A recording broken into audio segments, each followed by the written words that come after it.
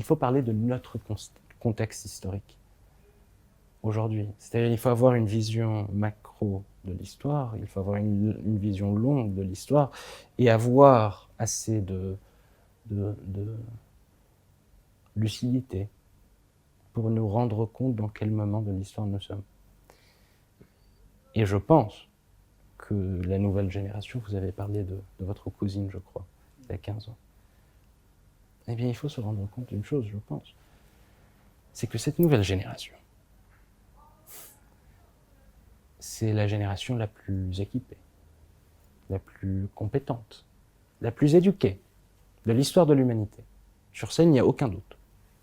Mais c'est aussi, comme vous l'avez dit, peut-être la génération la plus vulnérable, la génération la plus dissipée, la génération la plus fracturée. Mais la question, je pense, c'est pourquoi. Et ce n'est certainement pas de leur faute. J'irai plus loin. Ce n'est pas de la faute de la technologie comme on l'entend tout le temps. C'est parce que c'est la première génération qui est née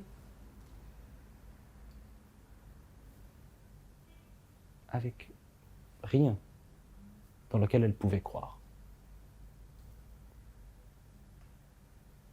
Pensons-le bien. pas de principe, pas de C'est valeur. pas simplement pas de principe, pas de valeur, pas de cause transcendantale. Et je ne parle pas nécessairement de la religion. Ça peut être la religion, mais ça peut être autre chose. D'autres causes, Voilà, des causes révolutionnaires ou des causes sociales. Exactement. Et cette génération est née avec leurs parents qui leur disent « Mais écoute, mon fils, peu importe si c'était une bonne cause ou non, mais j'ai combattu toute ma vie pour le socialisme. J'ai combattu toute ma vie pour le communisme. Et regarde, ça n'a servi à rien. Donc n'essaye même pas. Tout ce que tu as besoin de faire, c'est avoir ton diplôme, gagner ta vie, et sois tranquille. N'aie pas de grands rêves. N'essaie pas de changer le monde. N'essaie pas de changer le monde. Et donc, cette génération est née avec ce désillusionnement. Mais ça peut être une bonne chose. Ça peut être une bonne chose parce que ça peut mener à la désespération. Vous allez me dire, mais pourquoi est-ce que la désespération, c'est une bonne chose? Parce que l'espoir, il n'y a rien de pire que l'espoir.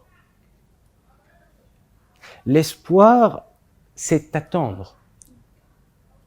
Étymologiquement, littéralement, espoir, ça veut dire attendre. Esperare. Attendre quelque chose. Désespérer, ça ne veut pas dire désillusionner. Ce que ça veut vraiment dire, ou du moins... Plus avoir rien à perdre. C'est-à-dire, vu que je n'espère rien, vu que je n'attends rien, vu que je n'ai pas d'espoir, j'agis.